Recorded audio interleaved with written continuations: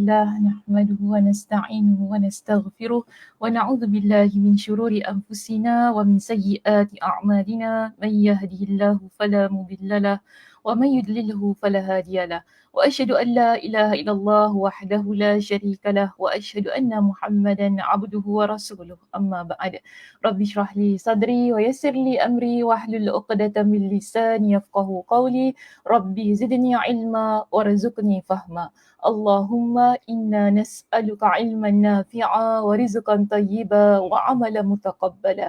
Assalamualaikum warahmatullahi wabarakatuh. Apa khabar jemaah muslimah kita pada pagi ini di Masjid Al-Muttaqin?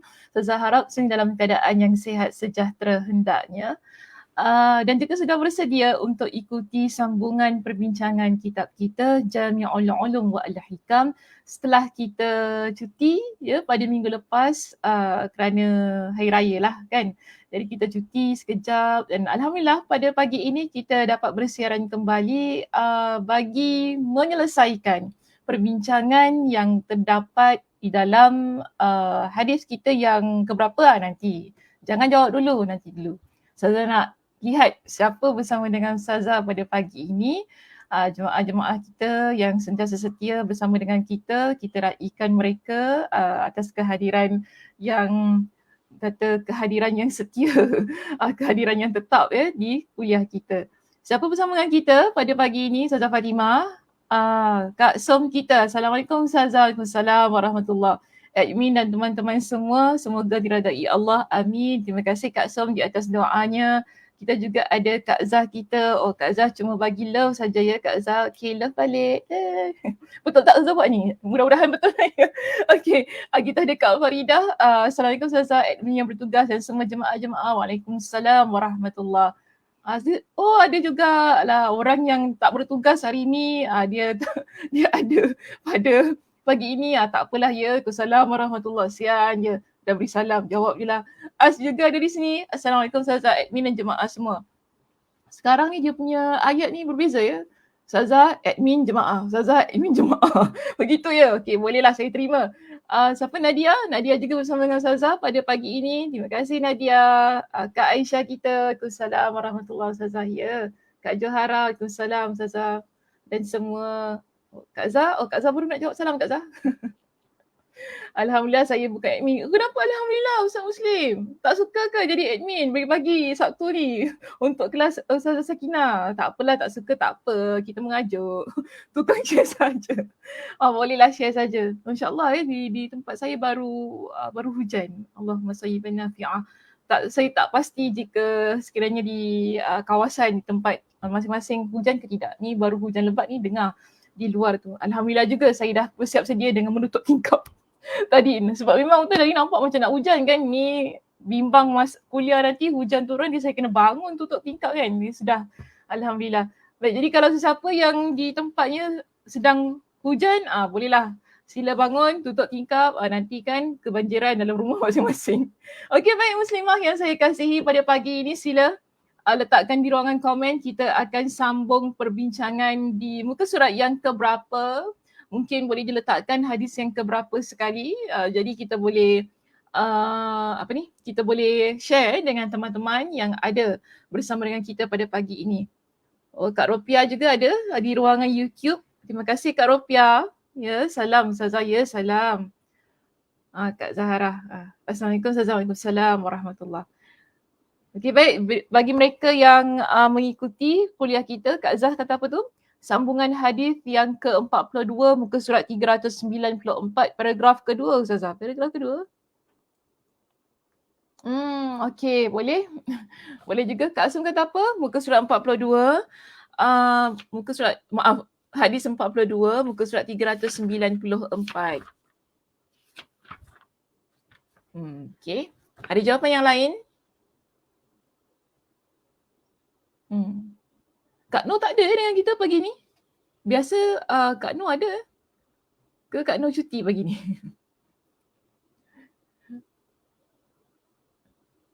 Dua je jawapan. Tak ada lagi. Okey, tak apa. Dengan tidak membuang masa lagi, kita lihat kepada slide kita pada pagi ini, betul ke tidak? Apa yang disebut oleh teman-teman kita. Baik, alhamdulillah kita berada di, masih lagi ya muslimah, kita berada di hadis kita yang ke-42 bertajuk ampunan Allah Subhanahu Wa Taala, dan pada pagi ini kita berada di bahagian yang terakhir bagi menyelesaikan perbincangan yang terdapat pada hadis yang ke-42 halaman 394.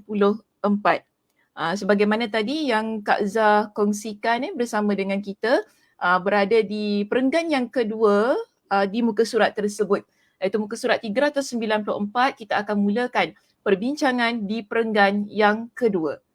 Baik, di perenggan kita yang kedua di situ, kalau kita lihat disebutkan kepada kita tentang obat dosa. Dosa ini adalah penyakit. Dan disebutkan kepada kita, orang yang berdosa, dia ni ada penyakit.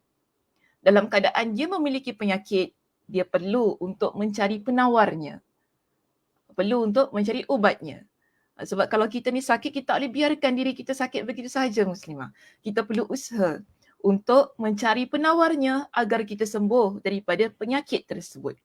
Jadi di sini, Imam Ibn Rajab Al-Hanbali di dalam kitabnya, siapa tu? Yang ni, Ustazah di mana nak order buku hadis ini? Saya baru join. Okey, buku hadis ni nak order di mana? Mana boleh dapat? Buku kita, buku kita ni. Buku ni, sekejap ya. Saya kecilkan skrin saya. Okey, kita guna kitab Mukhtasar. Kitab Mukhtasar. Tak silap saya boleh dapat di Muslim Media. Cuma lagi sikit saja nak khatam kitabnya. Tapi tak apa, boleh dapatkan. Boleh dapatkan untuk baca ya perbincangan-perbincangan yang lepas.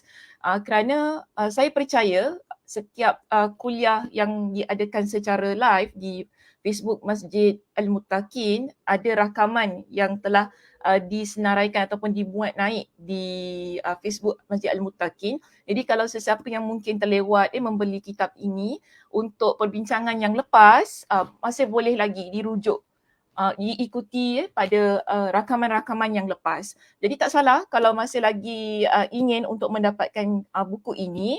Okey, saya tunjuk sekali lagi Mukhtasar Jami'ul Ulum wal Hikam oleh Imam Ibn Rajab Al-Hanbali. Kitab ini ni mukhtasar lah sebenarnya. Kitab ni dia panjang tapi kemudiannya telah diringkaskan untuk kegunaan masyarakat awam lah, untuk kita orang awam ni baca dan dapat memahami hadis-hadis Nabi SAW. Jadi bolehlah dapatkan di Muslim Media. Saya tak pasti ada stok ke tidak. Okay, jadi yang ni boleh cuba hubungi terlebih dahulu Muslim Media, bookstore tu kan, untuk tanya, sebab saya bimbang lah nanti kalau dah ke sana tiba-tiba tidak ada stok. Ataupun boleh cuba cari di Shopee. Biasanya ramai juga yang sekarang ni lah, musim-musim pandemik ni kan, orang lebih suka untuk order online. Mungkin ada di Shopee, cuba cari, insyaAllah dapat kitabnya. Okay, ataupun Muslim Media juga ada ruangan, ada saluran Shopee mereka lah. So boleh rujuk di tempat itu. Kalau ada, alhamdulillah. Apa pun cuba usaha lah ya untuk hubungi terlebih dahulu, insya-Allah nanti mereka akan maklumkan. Ataupun kalau tak ada, mereka akan cuba untuk tempah untuk mereka yang buat tempahan tu tadi. Okey, terima kasih ya ni pada persoalan ni kan. OOTD Ustazah dengan slide Ustazah selalu. OOTD tu apa? Oh, outfield. Ustazah bingung tiba-tiba orang keluar perkataan OOTD kat situ. Outfit of the day Ustazah dengan slide Ustazah selalu sama warna. Alhamdulillah ya Kak Faridah. Memang begitulah keadaannya. Okey, baik, kita teruskan perbincangan kita pada pagi ini tentang obat dosa yang disebutkan oleh Imam Ibn Rajab Al-Hanbali di dalam kitabnya. Perenggan yang kedua di muka surat kita 394 di sini. Imam Ibn Rajab Al-Hanbali menjelaskan kepada kita secara umum obat dosa-dosa adalah istighfar. Dan kita dah bincangkan tentang istighfar ini tak silap saya sebanyak 2 sesi. Okey, kita bincangkan sebab ataupun faktor seseorang dia meraih keampunan Allah Subhanahu Wa Taala apabila dia beristighfar kepada Allah, atau dengan kata lain apabila dia itu memohon keampunan Allah Subhanahu Wa Taala. Dalam keadaan dia memohon keampunan Allah Subhanahu Wa Taala, itu adalah sebuah keadaan yang kita kata dia berusaha untuk mengubati dirinya daripada dosa yang telah dia lakukan. Sebab itu di sini Imam Qatadah rahimahullah, yang mana pendapat itu dipetik oleh Imam Ibn Rajab Al-Hanbali dalam kitabnya ini, dan beliau sertakan dalam perenggan yang seterusnya di situ disebutkan begini kepada kita. Sesungguhnya, dia kata sesungguhnya sandaran bagi orang yang berdosa, tersilap line. Sesungguhnya Al-Quran menunjukkan kepada kalian penyakit kalian sekaligus obatnya untuk kalian. Jadi dalam Al-Quran, bila kita baca Al-Quran, dalam Al-Quranul Karim ada menyebutkan berkenaan penyakit-penyakit. Dan juga dalam Al-Quran menyebutkan tentang obatnya. Apa yang dimaksudkan oleh Imam Qatadah di sini? Beliau katakan begini. Maksudnya ialah penyakit kalian, tadi kan dia kata dalam Al-Quran ada menyebutkan tentang penyakit kalian. Dan juga ada menyebutkan tentang obat untuk penyakit kalian. Jadi apakah yang dimaksudkan dengan penyakit di situ? Imam Qatadah menjelaskan kepada kita penyakit kalian adalah dosa-dosa kalian. Dosa-dosa ini adalah penyakit. Okey, dan obatnya dalam Al-Quran ada menyatakan kepada kita tentang obat bagi kita merawat penyakit itu tadi ialah istighfar. Itu memohon keampunan Allah Subhanahu Wa Taala. Ustazah tak nak jelaskan berkenaan dengan istighfar ini dengan panjang lebar lagi, sebab nanti boleh rujuk pada rakaman kita yang lepas, pada video-video yang lepas, bagaimana Imam Ibn Rajab Al-Hanbali menampilkan perbincangan tentang istighfar. Dan di situ juga saya ada memuatkan maklumat-maklumat tambahan, info-info tambahan bagi memantapkan lagi kefahaman kita tentang istighfar itu. Jadi kalau sekiranya ada yang baru mengikuti kuliah ini, saya mohon dapat dirujuk pada rakaman video yang lepas supaya lebih mudah memahami untuk pengajian kita pada pagi ini. Jadi pada pagi ini ia merupakan kesinambungan daripada apa yang telah kita bincangkan pada sesi yang lepas, yang mana pada hari ini menyatakan bahawa setiap istighfar yang kita lantunkan kepada Allah Subhanahu Wa Taala, yang kita minta kepada Allah Subhanahu Wa Taala, ia adalah obat untuk diri kita. Kerana sekali lagi ingin saya tekankan, kita sebagai hamba Allah Subhanahu Wa Taala tidak terlepas daripada dosa. Ada dosa yang kita lakukan dalam kehidupan kita. Sebab itu kita diperintahkan untuk memperbanyakkan istighfar setiap hari.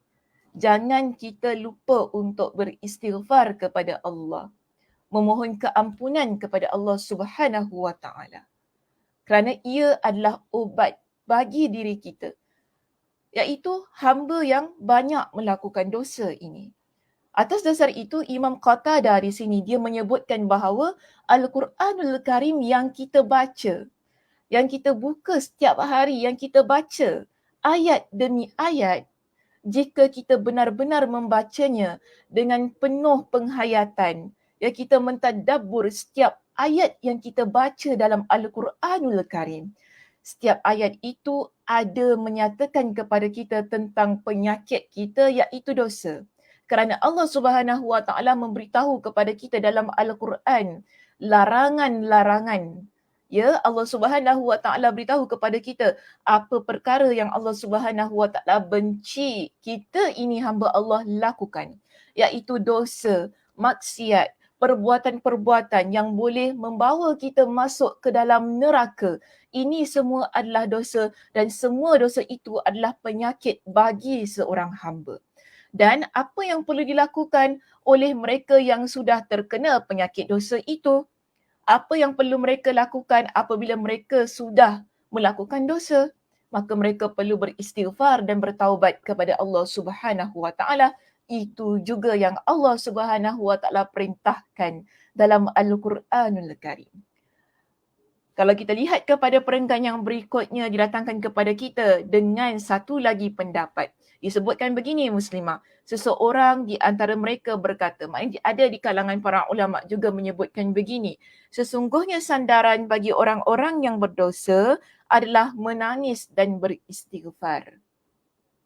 Orang yang berdosa, disebutkan di sini sandaran dia yang dia pegang ialah tangisannya, tangisan penyesalan. Ini bukan tangisan kegembiraan, tetapi tangisan penyesalan dan istighfarnya. Maka siapa yang jiwanya didera oleh dosa-dosanya? Kita ada dosa, dalam keadaan kita telah melakukan dosa itu, jiwa kita rasa sempit.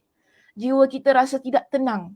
Kita rasa diri ini tidak ada kebahagiaan. Maknanya jiwa kita didera dengan dosa yang telah kita lakukan. Kita rasa menyesal, kita rasa tak tahu nak buat apa dan kita sentiasa menangis di atas dosa-dosa yang telah kita lakukan. Dan dia kata di sini, maka untuk orang yang begini, apa yang perlu dia lakukan? Perbanyakkanlah istighfar. Okey, perbanyakkanlah istighfar. Jadi dalam hal ini, disebutkan siapa yang banyak dosa-dosa dan keburukan-keburukannya sehingga tidak boleh dia hitung dan hinggakan. Mungkin dalam hidup kita ni ya Muslimah, kita ni ada banyak sangat melakukan dosa. Hingga kita tak boleh nak kira berapa banyak dosa yang telah kita lakukan. Dah tak terkira dah. Kan ada, kalau kita ingat lagi di dalam kitab kita ini ataupun dalam hadis kita yang ke-42, apa kata Allah Subhanahu Wa Taala di dalam hadis ini? Kan Allah kata, "Lau balaghat dhunubuka ananas sama." Jika dosa, sekejap ya, video saya lagging tak? Saya tanya dulu. Sebab ni waktu-waktu hujan ni kadang-kadang internet masalah sikit. Okey ya, saya harap okey ya. Kalau lagging ke apa, beritahu Ustazah jangan cepat ya. Okay, jangan diam je. Okey, baik. Kalau sekiranya kita, Alhamdulillah. Okey, kalau sekiranya dalam kita baca kembali hadis yang menjadi topik perbincangan kita pada pagi ini. Okey, terima kasih semua. Terima kasih. Baik, kita masuk kembali kepada perbincangan hadis kita. Jangan lupa Muslimah, dalam hadis ini Nabi SAW ingatkan kepada kita tentang orang yang mana mereka ini melakukan dosa. Dalam keadaan dia melakukan dosa, okey, Nabi kata apa? Allah Subhanahu Wa Taala berfirman. Dalam hadis kita yang ke-42 ini, Allah ingatkan kepada kita sebagai hamba Allah, jika sekiranya dosa kamu menggunung tinggi, kan? Lau balaghat dhunubuka ananas sama. Jika sekiranya dosa kamu menggunung tinggi hingga sampai ke langit. Apa kata Allah? Tsummastaghfartani. Kemudian engkau memohon ampun kepada aku. Okey. Kemudian engkau memohon ampun kepada aku. Ghafartu laka, maka akan aku berikan keampunan kepada engkau. Sebab itu di sini, tadi kan pada perenggan yang baru saya bacakan tu tadi, Imam Ibn Rajab Al-Hanbali dia syarahkan hadis ini. Apa kata dia? Orang yang mana, kalau sesiapa yang mana dia banyak dosa. Kan sebab kita ni Muslimah, dalam kehidupan kita, kita ada history ya, kita ada sejarah kehidupan yang tersendiri. Semua orang ya ada sejarah hidup, ada pengalaman hidup mereka. Sejarah hidup saya tak sama dengan sejarah hidup orang lain. Dia begitu, kita tak boleh nak samakan keadaan diri kita dan keadaan orang lain. Mungkin keadaan orang lain ni ada hidup dia awalnya dia bermula kehidupan dia dia meningkat dewasa, dalam usia remaja dia ada banyak melakukan dosa. Ada orang tidak. Ada orang je alhamdulillah, daripada dia kecil hingga remaja, dewasa sampai dia tua, baik saja, alhamdulillah. Tetapi ada kehidupan manusia, ada kehidupan segelintir di kalangan kita, dia hidup dia turun dan naik. Kan?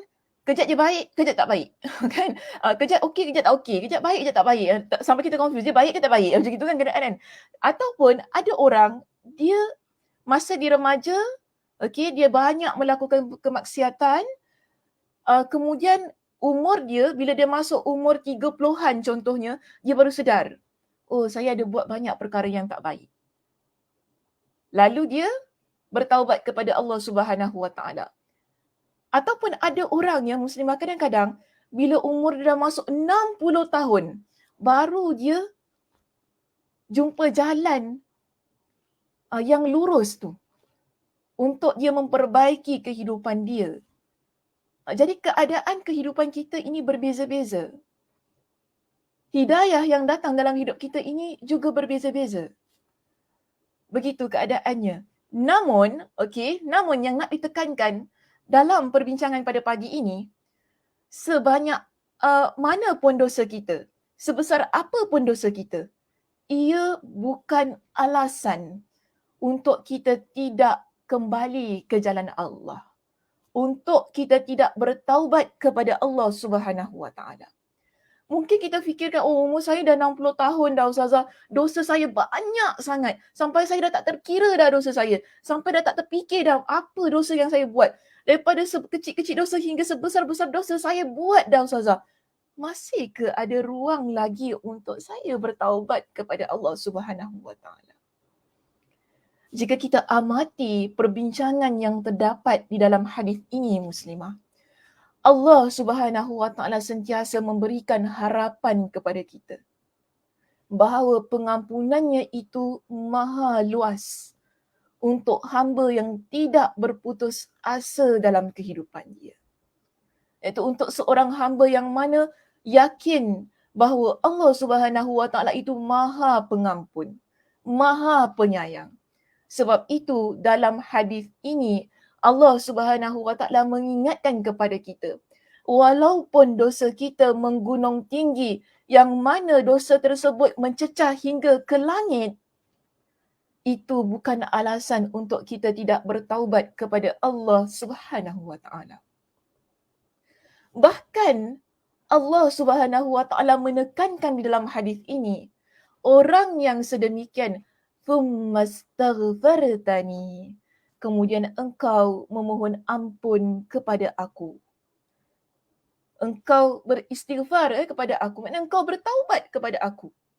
Dalam keadaan yang dosa menggunung tinggi tu hingga mencecah ke langit tu, yang tak terkira, tak terbilang, sehingga kita tak ingat dah apa dosa dan kita tak ingat dengan siapa kita berdosa. Contoh begitu keadaannya kan. Sebab terlampau ramai orang yang kita buat jahat. Contohnya saya kata, dalam yang keadaan sedemikian, Allah kata dalam hadis itu tadi, bila engkau memohon ampun kepada aku, ghafartu laka, aku akan ampuni engkau. Ini bentuk harapan yang Allah Subhanahu Wa Taala berikan kepada kita sebagai hamba Allah. Dan di sini, ya Imam Ibn Rajab Al-Hanbali dalam perenggan yang saya bacakan itu tadi, dia jelaskan kepada kita siapa yang banyak dosa-dosa dan keburukan-keburukannya hingga dia tidak boleh hitung dan dia tak boleh kira, maka hendaklah dia memohon ampun dari apa yang hanya Allah yang mengetahuinya. Okey. Jadi di sini Imam Ibn Rajab Al-Hanbali dia jelaskan kepada kita, dalam keadaan yang sedemikian, dosanya banyak, tidak terhitung, apa yang perlu dia lakukan berdasarkan kepada hadis kita ini. Ya, panduan, petunjuk yang diberikan kepada kita. Hendaklah orang itu dia memohon ampun kepada Allah. Walaupun sudah tidak terkira dosa yang dia lakukan. Dan pada waktu itu, kita perlu yakin Allah Subhanahu Wa Taala akan mengampuni dosa-dosa kita. Kerana hanya Allah yang Maha mengetahui setiap dosa yang telah kita lakukan. Dan di sini Imam Ibn Rajab Al-Hanbali ingatkan kepada kita, okay, maka hendaklah dia beristighfar tadi kan, memohon ampunan dari apa-apa yang hanya Allah yang mengetahuinya, kerana sesungguhnya Allah Maha mengetahui segala sesuatu dan menghitungnya. Allah tahu, Allah Maha mengetahui apa yang telah kita lupakan. Mungkin ya kita ni dah tak ingat dah.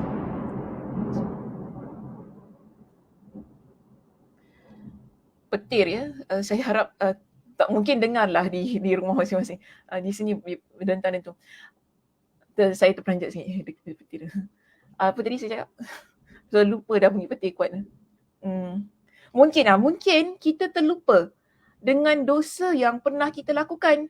Namun kita kena ingat muslimah, Allah tak pernah lupa dengan setiap dosa yang kita lakukan. Ada malaikat yang telah mencatat. Ya, ada malaikat yang telah mencatat. Dosa kita telah direkodkan dalam kitab ataupun dalam buku amalan catatan masing-masing. Ia akan menjadi bukti kepada kita di hari kiamat kelak bahawa ini dosa yang kita lakukan. Kita tak boleh lari daripada dosa-dosa kita. Dalam keadaan yang kita mengetahui situasi kita sebagai seorang yang beriman, sebagai seorang muslimah, yang mana pada hari kiamat kelak ada masa, ada waktu setiap amal kita yang akan dihitungkan itu tadi berdasarkan catatan amal kita yang kita tak boleh lari tersebut. Maka sewajarnya kita memohon keampunan kepada Allah agar Allah Subhanahu Wa Taala memberikan keampunannya kepada kita dan akhirnya kita dapat rahmat Allah Subhanahu Wa Taala.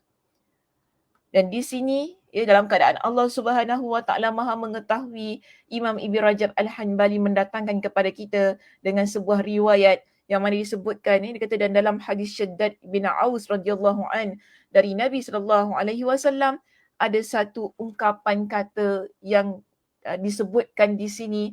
Okey, apa katanya di situ? Kalau kita lihat dalam kitab kita ada ya, iaitu as'aluka min khairi ma ta'lam wa a'udzu bika min syarri ma ta'lam wa astaghfiruka lima ta'lam innaka anta 'allamul ghuyub.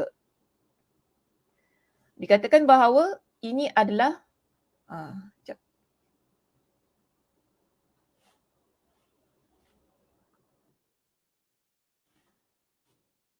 dikatakan bahawa ini adalah doa yang dipanjatkan oleh Nabi sallallahu alaihi wasallam.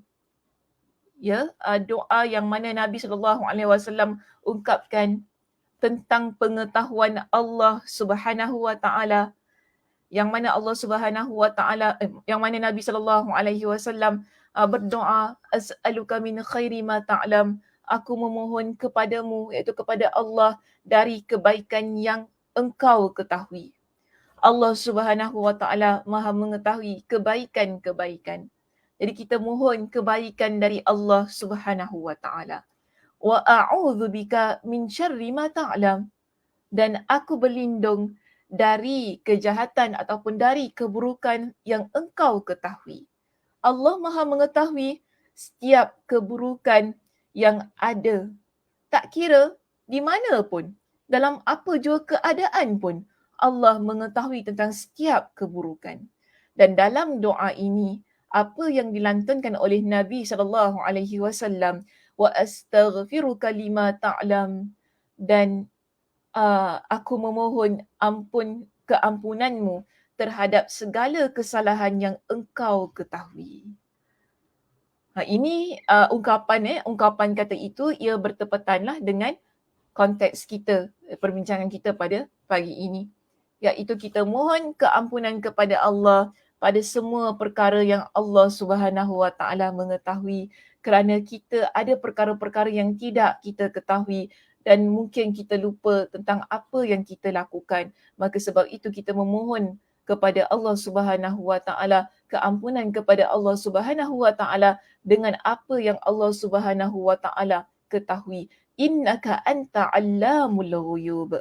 Dan doa ini ditutup dengan sesungguhnya engkau maha mengetahui perkara-perkara yang tidak kelihatan. Iaitu perkara-perkara yang ghaib, yang kita tidak ketahui, Allah Subhanahu Wa Taala maha mengetahui. So dalam keadaan yang sedemikian, kita jangan berputus asa walaupun kita kata dosa kita tidak terkira, dosa kita tidak terhitung. Maka dalam keadaan yang sedemikian, adab kita, kita panggil sebagai apa yang seharusnya kita lakukan setelah itu ialah tetap terus-terusan memohon keampunan Allah Subhanahu Wa Taala. Okey, baik. Alhamdulillah selesai kita pada perbincangan faktor yang kedua. Kita masuk kepada faktor kita yang ketiga, iaitu faktor meraih keampunan Allah.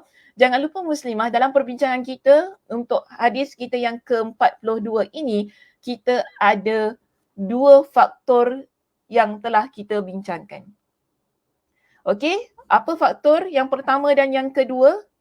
Sebab kita nak masuk kepada faktor yang ketiga pada pagi ini. Ada sesiapa yang ingat, sila letakkan di ruangan komen faktor yang pertama, faktor yang kedua yang telah kita bincangkan. Saya nak tahulah ingat ke tidak. Faktor pertama, faktor yang kedua iaitu faktor-faktor ataupun sebab-sebab kita ini sebagai hamba Allah dapat meraih keampunan Allah Subhanahu Wa Taala. Jadi kita dah bincangkan 2 faktor. Kita ada faktor pertama, kita ada faktor yang kedua. Apakah ia? Sila letakkan di ruangan komen sebelum saya masuk kepada faktor kita yang ketiga pada pagi ini. Bagaimana? Ada? Pertama, apa tu? Sekejap ya. Berdoa dengan penuh harapan. Okey. Faktor istighfar. Sebab-sebab meraih ampunan, ya betul. Tapi sila senaraikan pertama dan yang kedua. Tadi siapa tu?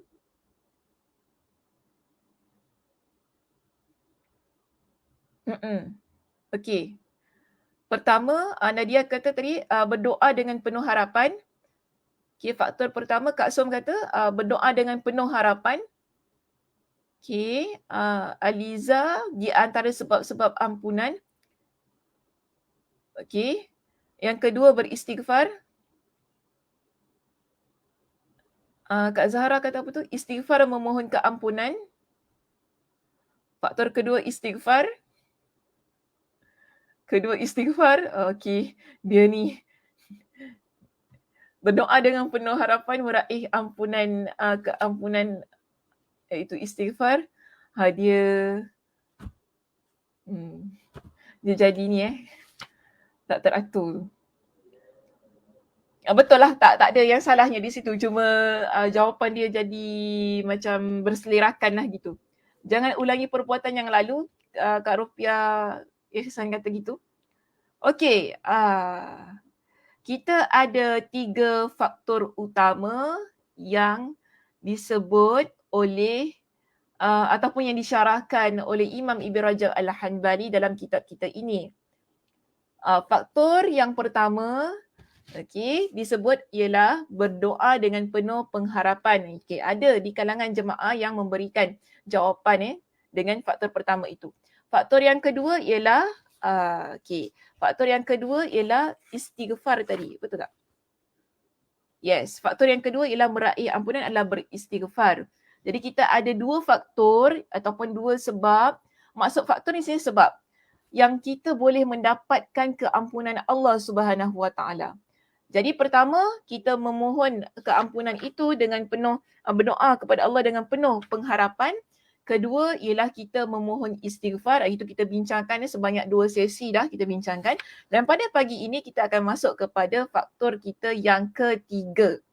Sebagai perbincangan akhir kita pada Hadis 42. Sekali lagi saya ingatkan, faktor yang pertama ialah berdoa dengan penuh pengharapan kepada Allah, ya, dengan bersungguh-sungguh kepada Allah Subhanahu Wa Taala. Faktor kita yang kedua ialah memohon keampunan Allah, iaitu dengan beristighfar kepada Allah. Dan pada pagi ini kita masuk kepada faktor kita yang ketiga. Faktor kita yang ketiga, kan, kalau kita lihat di muka surat kita yang ke-395, ada satu subtopik yang dikemukakan di situ. Apa katanya? Keutamaan merealisasikan kalimat tauhid dalam meraih ampunan dosa seberapa pun banyaknya.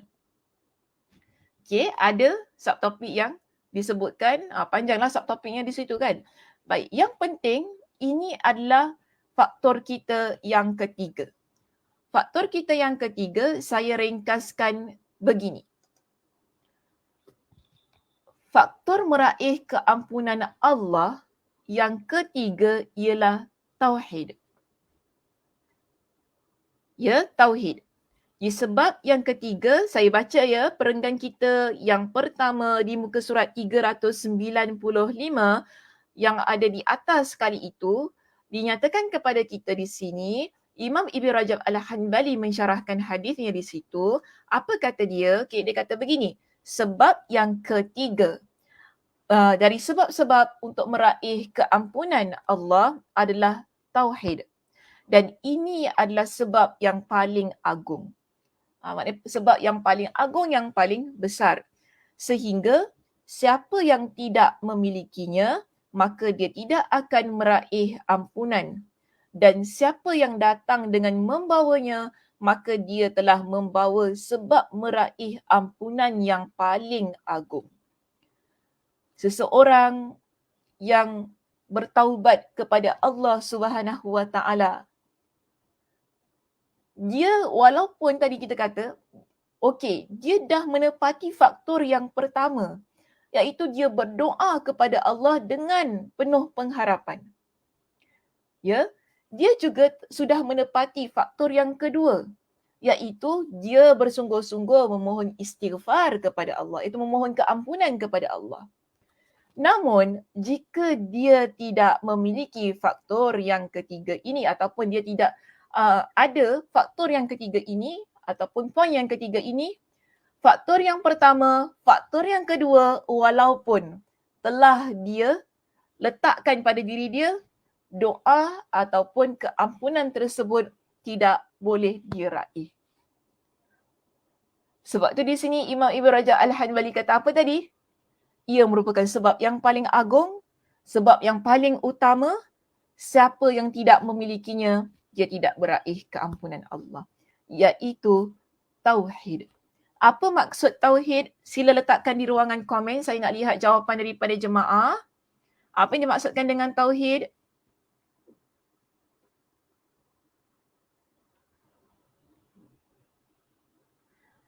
Ada yang ingin berikan jawapan di situ? Apakah yang dimaksudkan dengan tauhid? Sebelum saya memberikan jawapan saya, meyakini Allah itu Esa. Okay. Kak Som sebutkan begitu. Sebentar ya. Baik, Kak Som berikan jawapan meyakini Allah itu Esa. Ada jawapan yang lain? Liza, boleh berikan jawapan untuk Saza? Mungkin Kak Aisyah jika masih ada dengan saya pada pagi ini. Ataupun teman-teman yang ada di ruangan YouTube. Seperti Kak Sugiyarti contohnya. Okey, Norabia kata tauhid tidak menduakan Allah, mentakzimkan Allah, itu mengagungkan Allah Subhanahu Wa Taala. Saya boleh terima. Lagi ada yang lain? Okey, macam sebut namanya, J Saria. Okey, J Saria kata apa? Tauhid kepercayaan kepada Allah Subhanahu Wa Taala. Boleh. Kak Johara mengagungkan Allah Subhanahu Wa Taala. Lagi ada jawapan yang lain? Keyakinan dalam akan keesaan Allah Subhanahu Wa Taala. Kak Farida berikan sedemikian. Nadia kata apa tu Nadia? Yakin Allah itu satu. Baik. Kak Lela kata apa? Kepercayaan yang tak berbelah bahagi. Sama semuanya. Okey, baik, saya boleh terima semua jawapan itu. Namun jawapan yang paling utama yang ingin kita fahami secara umum ya, jawapan yang diberikan tu dia bolehlah jadi anak-anak dia lah, maksudnya boleh diperincikan lagi. Kita kata bila seseorang dia mentauhidkan Allah, bermakna dia mengesakan Allah Subhanahu Wa Taala ya, sebagaimana ada jawapan-jawapan yang diberikan itu tadi, sebagaimana Kak Som, siapa tadi, Kak Norabia di situ berikan jawapan kepada kita, mengesahkan Allah Subhanahu Wa Taala dengan tidak menduakan Allah sebagaimana Norabia sebutkan tadi juga. Bermakna di sini bila kita kata tauhid, kita beriman bahawa Allah Subhanahu Wa Taala itu Maha Esa, tidak ada duanya. Tidak ada Tuhan selain Allah. Atau dengan kata lain, kita ini tidak mensyirikkan Allah. Tidak menyekutukan Allah. Okay, tidak menjadikan Allah ada Tuhan yang lagi satu yang kita letakkan berdamping dengan Allah. Itu dimaksudkan dengan tidak mensyirikkan Allah. Okay, sebab saya bimbang lah, nanti mungkin ada yang tak faham juga maksud mensyirikkan Allah. Jadi bila kita kata mengesakan Allah, bermakna kita tidak mensyirikkan Allah. Allah itu esa hingga bila-bila. Ini keimanan kita, kepercayaan kita sebagai seorang muslimah. Dalam keadaan yang sedemikiannya, kita tidak melakukan perbuatan-perbuatan, perkara-perkara yang boleh menyebabkan kita jatuh dalam perbuatan-perbuatan yang syirik. Jadi, kita perlu pastikan dalam keadaan kita berdoa kepada Allah Subhanahu Wa Taala, memohon keampunan Allah Subhanahu Wa Taala itu tadi, kita tidak melakukan perbuatan-perbuatan yang mensyirikkan Allah Subhanahu Wa Taala. Ya, kita tidak melakukan perbuatan-perbuatan yang boleh merosakkan sebab-sebab meraih keampunan Allah itu tadi. Dan di sini dinyatakan kepada kita, iaitu dinyatakan kepada kita dengan sebuah ayat Al-Quran, iaitu dalam surah An-Nisa ya, pada ayat yang ke-48. Dalam kitab kita ada ya muslimah di situ dinyatakan bahawa syirik ini adalah dosa besar. Yang mana Allah Subhanahu Wa Taala tidak ampunkan orang yang mati dalam keadaan syirik. Okey, orang yang mati dalam keadaan syirik, Allah Subhanahu Wa Taala tidak ampunkan dia. Sebab itu tadi, bila kita nak meraih keampunan Allah, faktor yang ketiga ialah tauhid, iaitu mengesakan Allah, tidak mensyirikkan Allah. Kerana orang yang mensyirikkan Allah, Allah tidak ampuni dosa syirik itu. Sebagaimana dalam surah An-Nisa pada ayat yang ke-48. Apa kata Allah dalam ayat ini? Innallaha la yaghfiru ayyushraka bihi.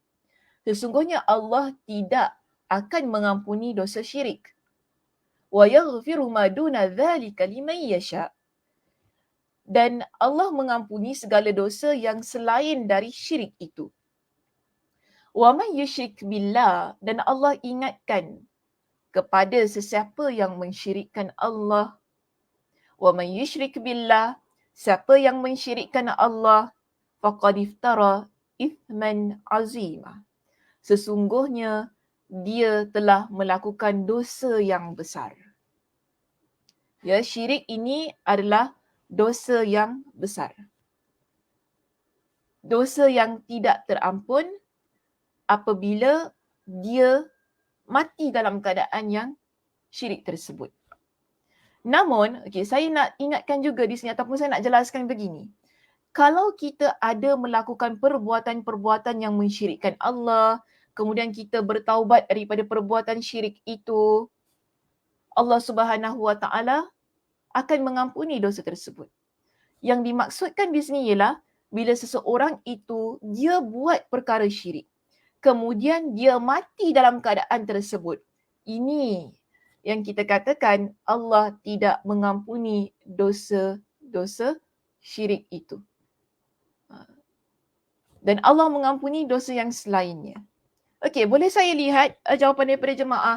Apakah perbuatan-perbuatan yang boleh kita kategorikan sebagai perbuatan yang syirik? Daripada tadi kan Ustazah kata, kalau kita buat syirik, kalau seseorang itu dia melakukan perbuatan syirik, dia Allah Subhanahu Wa Taala kategorikan sebagai orang yang melakukan dosa besar, ya. Tetapi apa sebenarnya yang dimaksudkan dengan syirik? Yang Nabi SAW sendiri sebutkan di dalam sebuah hadis yang sahih, Nabi kata apa?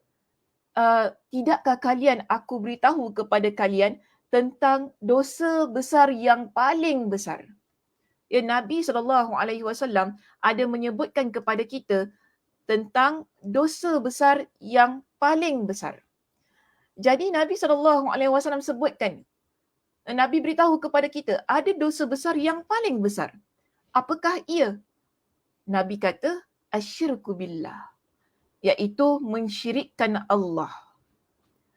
Dosa syirik itu tidak besar, tetapi ia adalah dosa besar yang paling besar.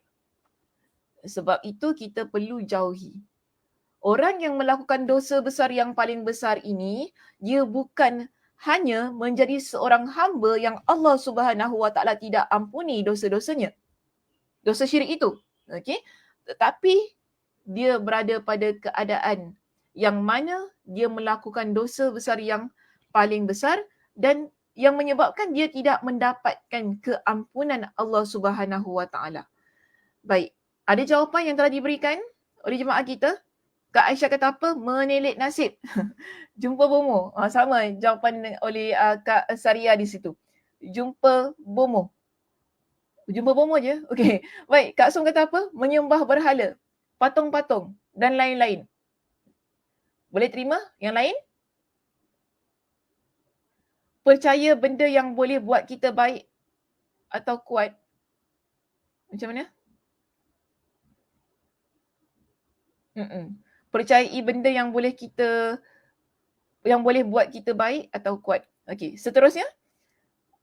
Kak Zah kata menyembah selain daripada Allah. Ya, perbuatan syirik yang paling kita kata yang paling mudah lah kita detect. Ada? Nadia kata apa? Percaya percaya pada horoskop, fortune teller. Okey, ada yang lain? Percaya horoskop. Wow, percaya horoskop. Pertama, minta pertolongan dari selain Allah akan segala masalah. Kedua, segala yang terjadi bukan atas kehendak Allah. Maksudnya macam mana? Dia percayalah, dia percaya begitu. Apa yang terjadi bukan atas kehendak Allah. Okey, ini kita panggil akidah. Merasa ada lain selain Allah Subhanahu Wa Taala yang menolong dan yakin akan kesahihannya. Kak Hanifah sebut begitu. Mazlina kata apa tu? Taksub pada petua. Taksub pada petua.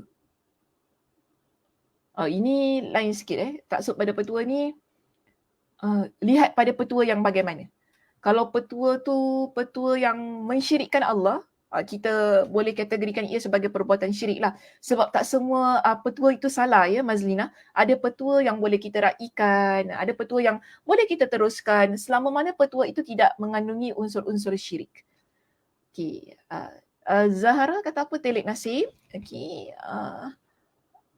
Kak Nila yang menduakan Allah. Ya, okey, yang menduakan Allah. Betul, yang menduakan Allah. Okey. Sudah. Jangan bagi lagi. Merasa apa yang diraih bukan dari Allah. Okey, itu semua keyakinan lah. Ada jawapan-jawapan yang boleh saya lihat sebagai contoh yang jelas. Ada jawapan yang tidak jelas di situ, yang mana memerlukan kepada penerangan yang lebih lanjut, perbincangan yang lebih luas pada apa yang disebutkan. Contoh diberikan kepada kita telik nasib, ini perbuatan syirik. Percaya kepada horoskop, perbuatan syirik. Jumpa bomo tadi sebagaimana Kak Saria, Kak Aisyah sebutkan. Menyembah berhala, yes, menyembah berhala, patung-patung kan. Kita meyakini patung itu boleh memberikan mudarat, boleh memberikan kebaikan kepada diri kita. Sebagaimana tadi ada Kak Saria kata percaya benda boleh buat kita baik atau kuat. Itu maksudnya kalau kita percaya patung itu dia boleh memberikan kebaikan kepada diri kita ataupun kemudaratan, itu bermakna kita telah mensyirikkan Allah Subhanahu Wa Taala. Jadi ada banyaklah perkara tadi kan disebutkan minta pertolongan dari selain Allah akan segala masalah contohnya. Kita minta tadi contoh pergi kepada bomoh, kita minta kepada bomoh itu supaya dia ubah, buatlah sesuatu supaya kita ni contoh dapat kerja, kita disayangi oleh orang ramai. Bomoh ni boleh berikan kepada kita dengan tangkal, jampi serapah, ya, yang mana semua itu ada unsur-unsur yang syirik.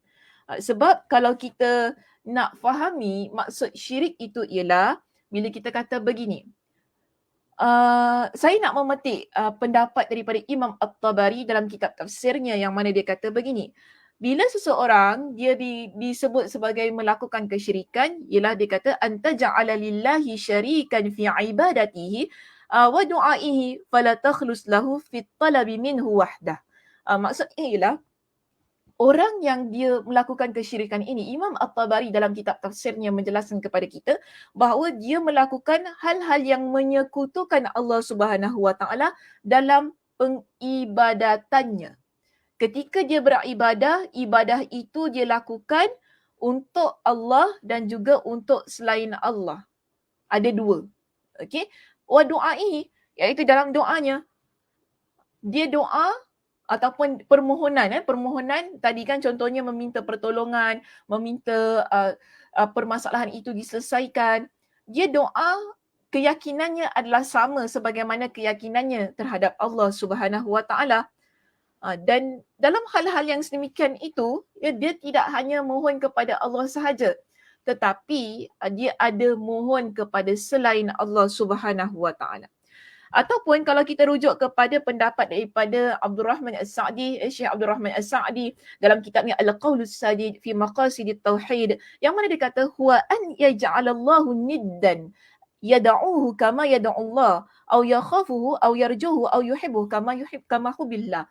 Yang mana dia kata begini, orang yang dia syirikkan Allah, dia menjadikan kepada Allah itu sekutu. Maksudnya ada teman, ada selain Allah Subhanahu Wa Taala dan dia berdoa kepada sekutu itu ataupun kepada barang benda tersebut. Contoh saya mudah saya kata contoh saya nak berikan di sini ialah pokok.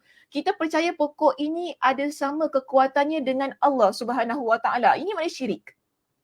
Ataupun bomoh tadi, kita percaya bomoh ini sama kekuatannya dengan Allah. Jadi kita berdoa, kita minta kepada bomoh itu macam kita minta kepada Allah. Ataupun kita minta kepada pokok itu, kita doa, kita pergi kat pokok tu, kita minta, pokok tolonglah, pokok bagi. Macam itulah kan. Ini contoh jangan buat contoh saja. Ataupun dan kita takut kepada pokok itu ataupun kepada bomoh itu sebagaimana kita takut kepada Allah. Kenapa kita takut? Sebab kita yakin bomoh itu ataupun pokok tu tadilah kan, yang kita yakin tu tadi kan, dia boleh berikan mudarat kepada kita. Sebab tu kita takut kepada dia. Yang seharusnya, yang sepatutnya, sewajarnya sebagai seorang yang beriman kepada Allah, yang kita takutkan ialah Allah Subhanahu Wa Taala, kerana Allah lah yang boleh memberikan mudarat dan memberikan kebaikan kepada diri kita, bukan makhluk. Makhluk, pokok, bomoh, ini semua adalah hamba Allah yang tidak boleh memberikan sebarang mudarat dan kebaikan pada diri kita, kerana mereka itu adalah hamba Allah. Tetapi kalau kita ada keyakinan, ketakutan kepada barang, kepada benda yang mana kita rasa ia boleh memberikan kemudaratan kepada diri kita ataupun kebaikan pada diri kita, itulah disebut sebagai kesyirikan. Au yarjuhu, ataupun dia mengharapkan, dia cinta, dia suka sebagaimana dia mengharapkan kepada Allah dan sebagaimana dia cinta kepada Allah. Perbuatan-perbuatan itu bila kita lakukan yang ada unsur-unsur kesyirikan itu tadi, maka hal tersebut bermakna tauhid kita telah tercemar. Jadi hati-hati muslimah dalam hidup ini. Kadang-kadang kita ni terdesak. Kita terdesak. kita ni ada banyak masalah dalam hidup kita. Dan kita ni tak sabar dengan apa yang Allah Subhanahu Wa Taala takdirkan dalam hidup kita. Itulah yang menyebabkan kita ada antara kita yang sanggup untuk melakukan perbuatan-perbuatan yang syirik. Kita tak sabar, contohnya, kenapa saya ni tak ada jodoh, contoh gitu kan. Kenapa saya tak ada jodoh? Kita jumpalah bomoh mat tu kan, contohlah bomoh mat tu saya tak tahu ada ke tidak, saya main sebutnya. Jumpalah bomoh mat ni, dia kata minta pertolongan kepada bomoh ni supaya dia boleh berikan kita jodoh. Begitu keadaannya. Ataupun kita suka sangat dengan seorang lelaki ni kan, kita minta lah bomoh senah tu apa kan. Dia jumpa bomoh senah ni, ni bagi gambar dengan gambar lelaki ni, kita kata, ni saya nak lelaki ni, sihirkan dia supaya dia suka kepada saya. Mungkin ini perbuatan-perbuatan. Kita tak panggil ia sebagai usaha muslimah. Tapi tu usaha apa Ustazah? Betul. Kita dalam hidup memang kita diperintahkan supaya berusaha. Tetapi usaha juga perlu bertepatan dengan syariat. Yang mana ianya bersih daripada unsur-unsur syirik. Okay? Bersih daripada unsur-unsur syirik. Yang mana usaha kita lakukan ia dengan meminta kepada Allah Subhanahu Wa Taala. Usahalah dengan cara apa pun, tapi bukan dengan perbuatan-perbuatan yang menyekutukan Allah Subhanahu Wa Taala itu tadi. Sebab begini, jika kita merujuk kembali kepada perbincangan hadis kita yang ke-42 ini muslimah, kita ingat ya dalam hadis itu Allah Subhanahu Wa Taala berfirman. Apa kata Allah? Allah Subhanahu Wa Taala ada sebutkan, ya bena Adam, innaka law ataitani biqurabil ardi khataya. Wahai anak Adam, sesungguhnya engkau datang kepada aku dengan membawa kesalahan sepenuh bumi. Kita ada kesalahan sepenuh bumi, iaitu dosa-dosa yang sepenuh bumi. Tadi Allah Subhanahu Wa Taala sebutkan kepada kita dengan dosa yang menggunung tinggi. Tetapi untuk perenggan yang ketiga dalam hadis kita, di hadis yang ke-42 ini, Allah ingatkan kepada kita sebagai hamba Allah, jika kita memiliki dosa sepenuh bumi, maknanya dosanya banyak tu. Ya, dosa yang banyak juga di sini. Yang mana kita datang kepada Allah Subhanahu Wa Taala, kita memohon keampunan Allah Subhanahu Wa Taala. Dalam keadaan yang begitu, ya muslimah, kita lihat dalam hadis ini Allah memberikan kepada kita dengan syarat. Thumma laqitani la tusyrik bi syai'a. Saya dah warnakan ia dengan warna merah sebagai satu bentuk peringatan kepada kita. Ini adalah perkara yang berbahaya, yang perlu kita elakkan agar jangan kita lakukan ia. Sebagaimana peringatan Allah Subhanahu Wa Taala dalam hadis Qudsi ini. Allah kata, engkau, wahai anak Adam, iaitu engkau hamba aku ini, kalau sekiranya engkau datang kepada aku dengan membawa kesalahan yang sepenuh bumi. Kemudian dengan kesalahan yang sepenuh bumi itu, engkau datang menemui aku. Maksudnya di sini, ya, engkau memohon taubat kepada aku. Dalam keadaan yang mana? La tusyrik bi syai'a. Engkau tidak mensyirikkan aku dengan sesuatu apapun. La ataituka biqurabiha maghfirah. Aku akan datang kepadamu dengan ampunan sepenuh bumi. Kita datang kepada Allah Subhanahu Wa Taala, yang mana kita memohon taubat, kita bertaubat kepada Allah, kita memohon keampunan Allah dengan keadaan kita ni muslimah, penuh diri kita ni dengan dosa yang kita rasa dosa itu sepenuh bumi. Allah Subhanahu Wa Taala akan mengampuni dosa kita. Allah akan berikan kepada kita dengan keampunan yang sepenuh bumi itu juga. Namun dengan syarat, jangan syirikkan Allah.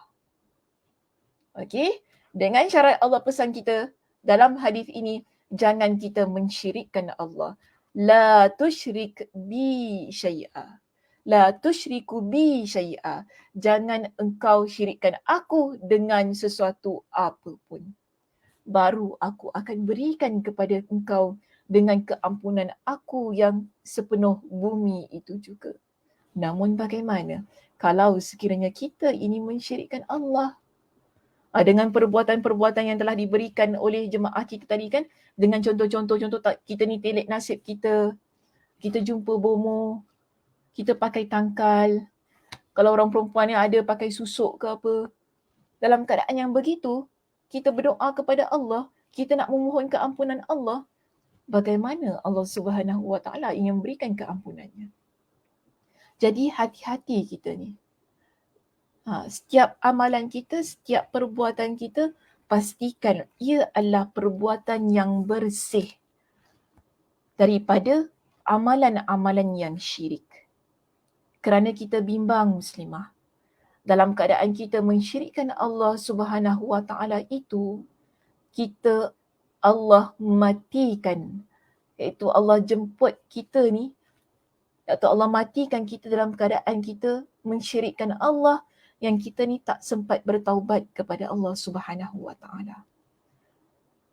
Sebab itu kalau kita ada melakukan perbuatan-perbuatan yang mensyirikkan Allah itu tadi, cepat-cepatlah kita bertaubat kepada Allah. Mungkin kita tak tahu. Oh, rupanya percaya pada horoskop itu perbuatan syirik ya. Kita tak tahu kan dalam keadaan-keadaan yang sedemikian. Taubat kita kepada Allah. Tinggalkan perbuatan itu. Pada minggu lepas, pada sesi kita yang lepas, saya ada bincangkan tentang syarat-syarat taubat. Boleh rujuk kepada perbincangan kita yang lepas. Iaitu, kita tinggalkan perbuatan tersebut, jangan lagi ulangi perbuatan tersebut. Kan? Maknanya kita menyesal dengan apa yang kita lakukan, dah sudah, tinggalkan. Bertaubat kepada Allah Subhanahu Wa Taala. Allah Subhanahu Wa Taala akan mengampuni kita.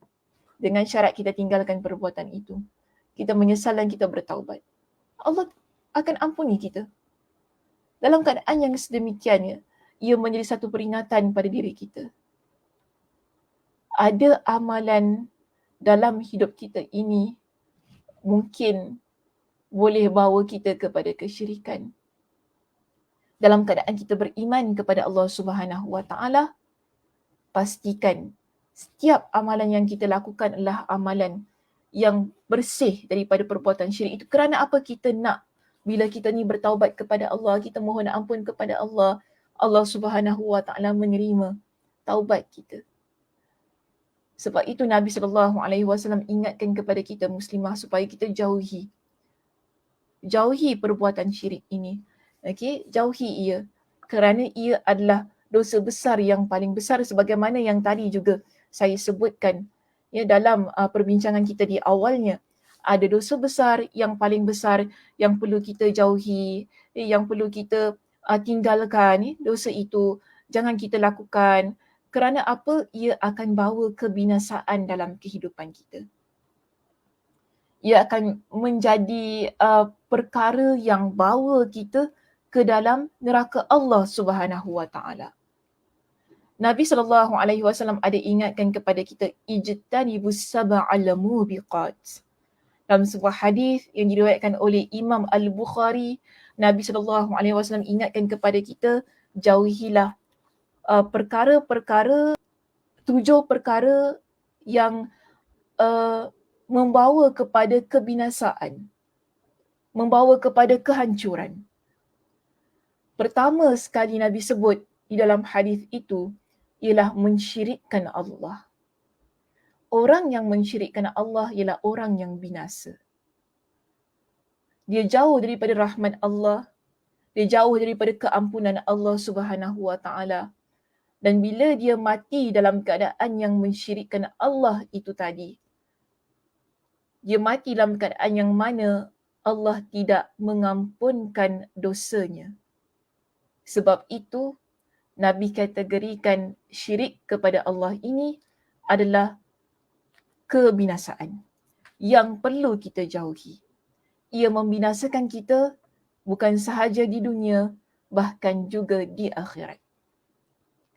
Sebagai seorang muslimah, saya ingatkan sekali lagi ya, jauhi perbuatan-perbuatan dosa tersebut kerana ia tidak pernah membawa kebahagiaan dalam kehidupan kita. Mungkin saya kata, bila kita menyihir orang lain, ini perbuatan syirik. Ia boleh mendatangkan kepuasan dalam hati kita. Kerana kita melihat bahawa sihir yang kita lakukan ke atas orang itu memudaratkan orang tersebut, ia merealisasikan keinginan kita, tetapi kita kena ingat muslimah, itu adalah kebinasaan yang kita lakukan demi kehidupan kita. Kepuasan yang sementara, kebahagiaan yang akan sirna. Orang yang melakukan perbuatan-perbuatan syirik sebenarnya adalah orang yang tidak bahagia. Dia membinasakan kehidupan orang lain dan dia sebenarnya membinasakan kehidupan diri dia sendiri. Kita takkan bahagia kalau kita ni menjadi seorang wanita yang pakai susuk. Kita takkan jadi seorang wanita yang bahagia kalau kita seorang wanita yang bergantung kepada tangkal yang kita pakai. Dan kita yakin susuk kita, tangkal kita ni, ia boleh memberikan kebahagiaan bagi diri kita, kesenangan pada diri kita, tapi sebenarnya tidak. Sebab itu di sini Nabi SAW banyak ingatkan kepada kita. Saya bukan pada hadis ini sahaja, tetapi ada banyak hadis-hadis yang lain. Ada banyak dalam Al-Quranul Karim. Allah ingatkan kepada kita dengan peringatan supaya tinggalkan perbuatan syirik. Ia adalah perbuatan yang memang dicintai oleh iblis. Tetapi kita tidak mahu melakukan perbuatan-perbuatan yang iblis cinta. Kita nak melakukan perbuatan-perbuatan yang Allah cinta. Dan iblis memang suka jika kita melakukan perbuatan syirik itu, kerana ia akan meramaikan penghuni neraka. Dalam keadaan meramaikan penghuni neraka tersebut, ia juga adalah keadaan yang mana kita terhalang dari meraih keampunan Allah Subhanahu wa taala. Jadi sekali lagi muslimah, hati-hati kita ya dengan perbuatan syirik itu, jangan dilakukan walaupun ada orang ya yang ajak kita, orang kata, Sakinah, engkau kalau pakai ni kan, kalau engkau cakap, kalau engkau ceramah, semua orang akan matanya tertumpu kepada engkau. Semua orang akan dengar apa yang kau cakap. Kalau orang cakap begitu kepada kita, dan orang menyarankan kita supaya pakai benda itu, kita nak pakai ke? Tak perlu. Tinggalkan. Sebab ia adalah perbuatan yang mensyirikkan Allah Subhanahu wa taala. Kalau ada orang kata, Mina, kau kalau pakai ni tangkal ni kan, laki kau, tak tengok lain lah, tengok kau aja. Kan kita pun, aku memang nak cari benda yang boleh buat laki aku ni stay dengan aku kan, sebab laki aku ni macam lain macam je aku tengok dia. Kita pun mulalah. Ada orang bagi kita minyak senyonyong ke apa kan. Okay, jangan cakap, Ustazah tahun 2021 ni ada ke orang pakai minyak senyonyong? Ada. Ya Allah, hai. Kita kadang-kadang ni kita rasa benda-benda macam gini, kampung-kampung, orang yang tinggal ulu-ulu je yang main benda macam gini kan. Tapi tak muslimah. Makin kita moden, makin benda tu diraikan. Banyak ya, di social media dijual online benda-benda yang begini. Senang. Kita boleh dapatkan minyak senyonyong, tangkal ke apa, susuk, benda ni semua di hujung jari kita. Sebab tu topik tentang syirik ini dia tetap relevan sampai bila-bila. Mungkin ada orang kata, apa nak cakap pasal syirik ni? Kita dah zaman TikTok, dah zaman Facebook, dah zaman IG ni semua. Tak mainlah benda-benda syirik ni semua. Jangan cakap. Kerana ini adalah ujian kehidupan kita sebagai seorang yang beriman hingga ke hari kiamat. Hingga ke hari kiamat. syirik takkan berhenti. Sebab itu peringatan ini juga kita berikan kepada masyarakat Islam tanpa henti. Ingatkan kepada orang lain, kepada diri kita, kepada anak-anak kita, kepada ahli keluarga kita bahawa syirik ini adalah perbuatan ataupun amalan-amalan syirik itu ia berleluasa dan ia sentiasa wujud tanpa henti hingga ke hari kiamat. Dan kita nak pelihara ahli keluarga kita daripada api neraka. Antaranya ialah menjaga ahli keluarga kita tentang syirik itu tadi. Beritahu kepada anak kita, didik anak kita, beritahu kepada ahli keluarga kita, ibu, ayah kita, adik-beradik kita, teman-teman di sekitar kita. Syirik ini dia tak pernah berhenti. Sentiasa ada. Kita zaman online, dia pun masuk online. Betul tak? Kita berada pada zaman yang mana kita guna Facebook, dia pun guna Facebook. IG, Instagram ni kan ada orang yang mempromosikan barang-barang syirik ini di social media. Syirik itu sangat dekat dengan kita sebenarnya. Mungkin untuk kita, orang yang kita kata, oh Ustazah saya kuat keimanannya, okeylah. Untuk orang yang kuat keimanannya macam kita ni ya, so-called yang kata kuat keimanannya, mungkin kita tak terjebak dengan perbuatan itu. Tapi jangan lupa muslimah, ada kalanya keimanan kita ini naik dan turun. Semasa keimanan kita turun, boleh jadi kita rasa kita tidak ada lagi jalan lain dan kita perlukan jalan yang pintas, jalan yang singkat, mungkin kita boleh terjebak dalam perkara itu. Sebab tu bila kita ada ilmu yang begini, kita belajar, kita mendapat peringatan, kita nak mendapatkan keampunan Allah Subhanahu Wa Taala dalam kehidupan kita. Pastikan benda yang dekat tu kan sebenarnya dia ada di hujung jari ni, yang ada di hadapan mata kita ini, yang kita tak perlu pergi ke rumah dia, tak perlu duduk depan dia berasap-rasap ke apa ni semua kan. Ia adalah sesuatu yang perlu kita ingatkan pada diri dan kita hindari sejauh-jauhnya. Okey muslimah, itu sahaja perbincangan kita untuk pagi ini. Alhamdulillah selesai kita membincangkan hadis kita di bab yang ke-42 itu tadi.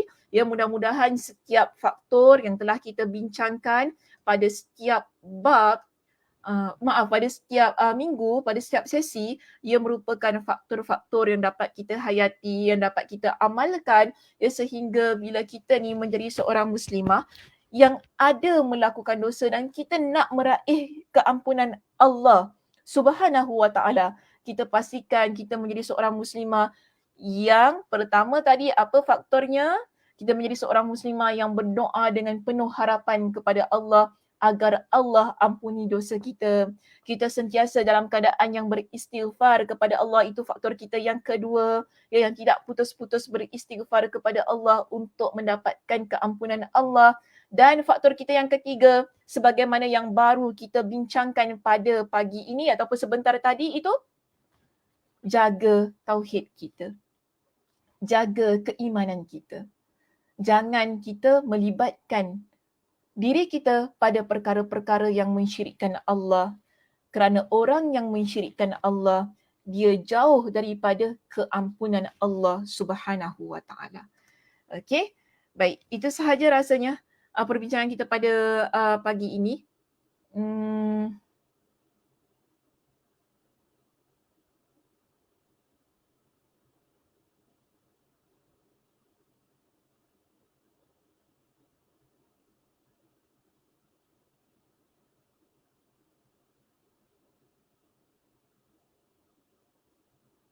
Sekejap ya.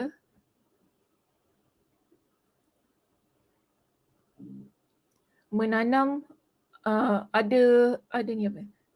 Menanam pokok bidara di rumah yang tidak disukai syaitan, adakah ia syirik? Kenapa tanam pokok bidara tu dekat rumah?